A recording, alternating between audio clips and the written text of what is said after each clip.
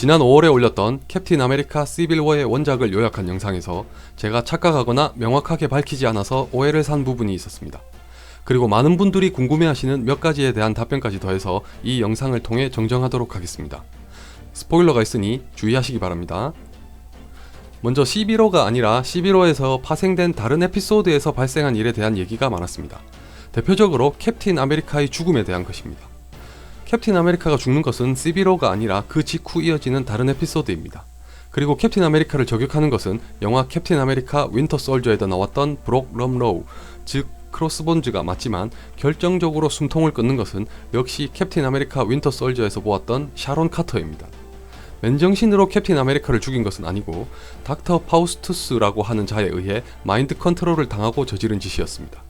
사실 캡틴 아메리카는 완전히 죽은 것도 아니고 나중에 다시 부활합니다. 스파이더맨의 정체가 알려진 후에 피터 파커의 숙모가 저격을 당해 사경을 헤매게 되는 것도 시빌워가 아니라 시빌워와 스토리라인을 공유하는 다른 에피소드입니다. 원래 스파이더맨의 숙적인 킹핀이 그를 죽이려고 한 것인데 자신의 능력으로 피터 파커와 메리 제이는 피했지만 불행하게도 메이 숙모가 당하고 말았습니다. 그리고 뭔가 무섭게 생긴 수트를 보시고 혹시 베놈 아니냐고 하신 분들도 계시지만 스파이더맨이 맞습니다. 저건 아이언맨이 스파이더맨에게 선물한 수트입니다. 그는 이 수트를 통해서 스파이더맨의 능력을 모두 파악했습니다. 용의주도 하죠. 판타스틱4의 멤버 중 한 명인 수 스톰이 죽는 것도 다른 에피소드입니다. 시빌워는 아닙니다. 시빌워에서는 수 스톰을 구하려다가 리드 리차드가 중태에 빠지는 일이 있었습니다.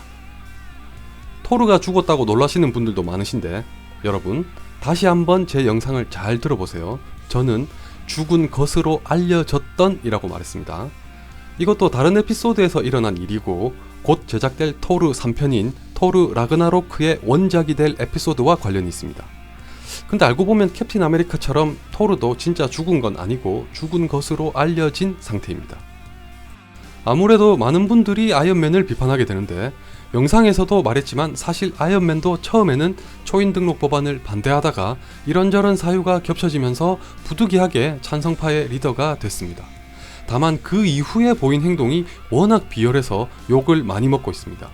방금 말한 스파이더맨의 수트에 얽힌 이야기도 그렇고 토르의 머리카락을 보관해뒀다가 다른 히어로들과 함께 토르의 클론을 만든 것도 그렇고 설상가상 악당들까지 동원해서 반대파를 공격한 것 등을 보면 좋게 볼 수 없는 것도 사실 무리는 아닙니다.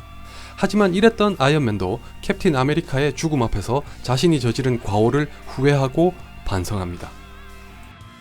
윈터 솔저에 대해서 궁금해하시는 분들도 계신데 그는 캡틴 아메리카 시빌워에서 사건의 중추가 될 여지가 큽니다.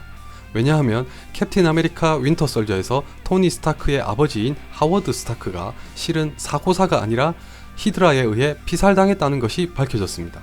그를 죽인 사람이 바로 윈터 솔저일 가능성이 매우 높은 상황이죠. 이 때문에 토니 스타크는 윈터 솔저에게 복수하려 하고 절친이었던 캡틴 아메리카는 그것을 막으려고 한다는 이야기가 더해질 수도 있을 것 같습니다. 헐크가 시빌워에 등장하지 않는 이유는 다른 에피소드인 플래닛 헐크에서 아이언맨, 닥터 스트레인지, 미스터 판타스틱, 옐로우 재킷 등이 멤버인 일루미나티가 헐크를 다른 행성으로 추방했기 때문입니다.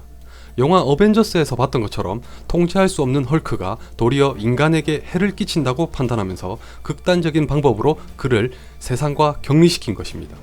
플래닛 헐크는 월드워 헐크라는 에피소드로 곧장 이어지는데 이건 워낙 흥미진진한 에피소드라서 나중에 한번 따로 다뤄보도록 하겠습니다. 시빌워의 마지막에 벌어지는 최후의 일전에 대해서는 제가 큰 실수를 저질렀습니다. 녹음하던 당시에 대체 무슨 생각을 하고 있었던 건지 모르겠는데 완전히 반대로 말했습니다. 네거티브 존에서 벌어진 최후의 일전을 앞두고는 아이언맨의 찬성파와 캡틴 아메리카의 반대파 모두에게 각각 상대편의 첩자가 있었습니다.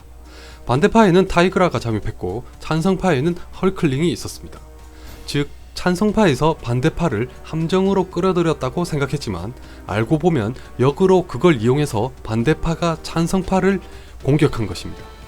네거티브 존에서 풀려난 히어로들이 가세한 쪽도 당연히 찬성파가 아닌 반대파입니다. 자, 여기까지 일부 혼란을 드리게 되어서 죄송합니다.